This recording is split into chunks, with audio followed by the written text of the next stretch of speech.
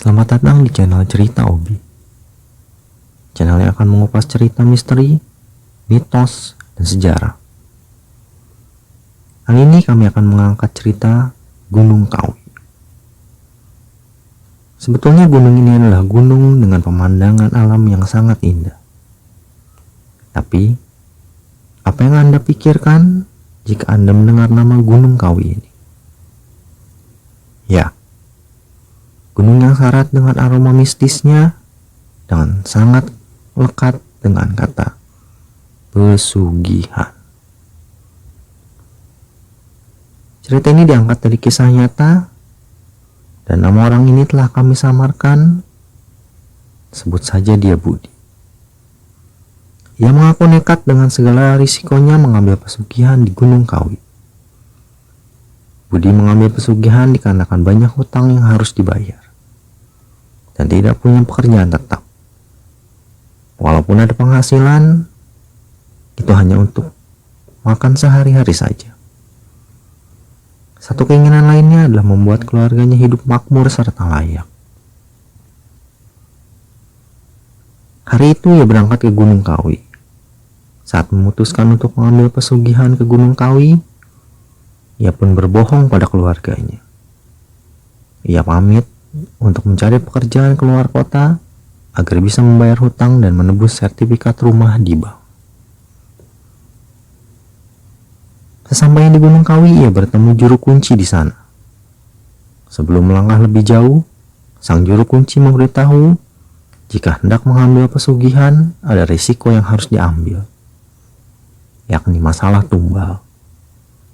Tumbalnya pun bebas, bisa dari anggota keluarga, misalnya istri, anak, atau diri sendiri. Tapi alangkah baiknya si pengambil pesugihan sendiri yang menjadi tumbalnya. Budi pun memutuskan diri dia sendiri yang menjadi tumbal. Setelah dirasa tekad Budi sudah bulat, kemudian ia disuruh mandi. Ia disumpah untuk tidak mundur dalam mengambil pesugihan yang akan ia lakoni ini. Selesai menjalani ritual awal, Budi dibawa ke suatu tempat di tengah Gunung Kawi oleh sang juru kunci. Ia diharuskan bersemedi di tempat tersebut selama 9 hari 9 malam. Sang juru kunci berpesan, jika nanti tepat di malam Jumat Wage didatangi oleh sesosok makhluk, jangan sampai ketakutan. Begitu pula jika ada gangguan jenis jin atau makhluk halus lainnya, jangan sampai mundur. Sang juru kunci pun berpesan, jika ujian tersebut sudah selesai, sampean akan ditemui oleh sosok perempuan yang ingin dijadikan istri dan ingin berhubungan badan dengan sampean untuk semalaman. Selesai juru kunci memberikan pengarahan, dia pun menghilang. Bersama dengan itu, Budi terkaget-kaget karena tiba-tiba dirinya sudah berada di tengah hutan Gunung Kawi. Kemudian Budi membulatkan tekad untuk bersemedi di tempat yang sudah disediakan sang juru kunci. Semula ia hanya duduk bersila di gundukan batu. Tiba-tiba ada angin besar menghantamnya dengan kuat. Ia pun hampir jatuh jungkir balik ke tanah. Setelah itu, angin mereda dan menghilang.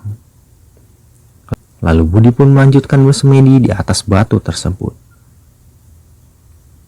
Di hari pertama menjelang malam, terdengar suara khas dari Gunung Kawi yang sangat mencekam. Terbersit ingin membatalkan semedi, namun di benak Budi terbayang keluarganya yang harus bisa makmur dan lepas dari hutang-hutang. Ia pun membulatkan tekad untuk terus melanjutkan semedi.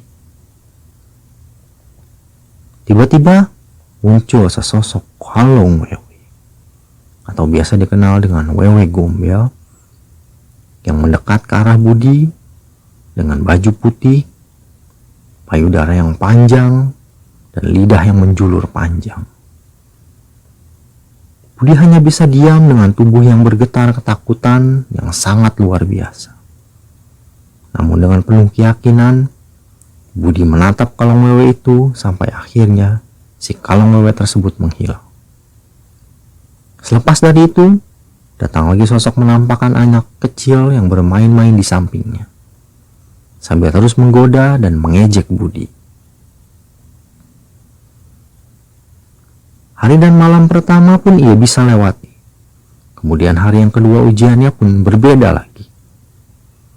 Ada sesosok binatang buas yang menerkam Budi dari depan, yaitu sosok macan loreng yang sangat besar, kemudian menghilang. Lalu ada lagi sesosok lutung yang hitam pekat menghampiri Budi dan mendekat Budi dengan kuat, setelah itu menghilang. Di malam ketiga ada penampakan yang kata orang awam disebut weden usus atau kunyang.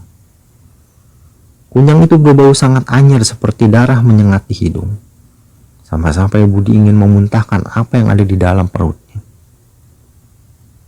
Di tengah sengatan bau anyir itu, Budi mengaku tiba-tiba ingat bahwa jika membuka mulut lebar-lebar dan mengarahkan tepat ke arah muka kunyang tersebut, dia akan menghilang.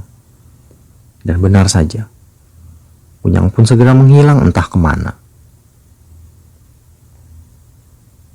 Selesai godaan kunyang, Budi melihat pocong yang berupaya menggoda agar semedinya gagal. Pocong itu meludahi wajah Budi yang terasa sangat panas, seperti terbakar oleh api. Ujian demi ujian dengan segala tantangannya telah dijalani. Tiba di hari terakhir, Budi mengaku didatangi oleh sesosok wanita cantik berpakaian layaknya ratu kerajaan. Bajunya serba kuning, berhiaskan emas di tangan, di kepala, dan ada mahkotanya. Perempuan itu lalu mendekat dan tersenyum kepada Budi yang langsung merasa lemas dan keringat bercucuran tanpa henti. Dia berkata, "Mas datang ke sini sama siapa? Dan mempunyai keinginan apa?" Budi menjawab bahwa kedatangannya bertujuan untuk mengambil pesugihan. Si perempuan cantik bermahkota emas itu kemudian bertanya lagi, "Mas sudah tahu siapa saya?" Budi menjawab tidak tahu. Sambil tersenyum, si perempuan menjelaskan dengan tutur bahasa yang lembut, "Saya ini pemilik pesugihan yang Mas ingin ambil. Dan saya ini yang bakal menjadi istri Mas." Budi sangat kaget mendengar penjelasan perempuan itu dan hanya terdiam, karena terpaku oleh kecantikan sang perempuan yang menyerupai putri dari kayangan. Setelah itu, Budi diajak ke kerajaannya, yang kemudian disitulah ia menikahi perempuan itu dan berhubungan badan dengan perempuan yang seperti putri tersebut. Setelah semua prosesi telah selesai, lalu Budi diantar pulang oleh perempuan tersebut hingga sampai di teras rumahnya. Lalu perempuan itu meminta Budi menyiapkan satu kamar yang kosong jika dirinya berkunjung di setiap malam Jumat Wage untuk mengantarkan uang dan memenuhi kebutuhan dia untuk berhubungan badan dengan Budi. Setelah kamar disiapkan, Budi mengaku disuruh perempuan itu untuk menyiapkan ayam pancawarna, kemenyan Arab, candu, kopi hitam pahit, dan 1 gelas air putih. Lalu Budi pun diberi sebuah mantra untuk diamalkan. Setelah segala persyaratan sudah dilaksanakan, di malam Jumat Wage, perempuan itu pun datang berkunjung ke kamar Budi yang sudah disiapkan. Dan para anak buahnya pun membawakan Budi sekeranjang uang. Uang itu pun dipakai Budi untuk menebus sertifikat rumah yang digadaikan di bank. Setelah melakukan pesugihan di Gunung Kawi, kehidupan ekonomi Budi dan keluarga memang bertabur harta. Namun ternyata, harta yang dimiliki dari hasil pesugihan itu akan diambil kembali oleh sang ratu atau sang putri jika Budi meninggal dunia. Dan saat setelah meninggal nanti, Budi sendiri akan menjadi budak di kerajaan Demit. Bahkan, informasi yang pernah beredar mengatakan bahwa cara meninggal orang yang melakukan pesugihan akan sangat mengenaskan. mulai dari hartanya yang sedikit demi sedikit hilang hingga jatuh miskin, sampai sakit yang tak kunjung sembuh. Badannya pun berbau busuk seperti bangkai dan yang lainnya. Sungguh mengerikan. Sekali orang sudah terlanjur membuat perjanjian dengan demit dalam pesugihan, maka orang itu tidak bisa lepas dari perjanjian tersebut. Siapapun orangnya, tak akan bisa mengakhiri karma di dalam perjanjian pesugihan itu. Karena nama dari orang pengambil pesugihan tersebut sudah tertulis oleh sang demit.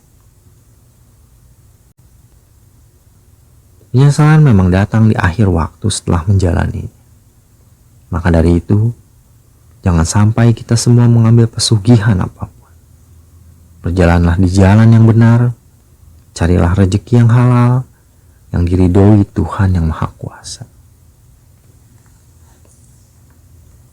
Semoga kita semua dijauhkan dari persekutuan dengan setan dan selalu berada di jalan yang benar.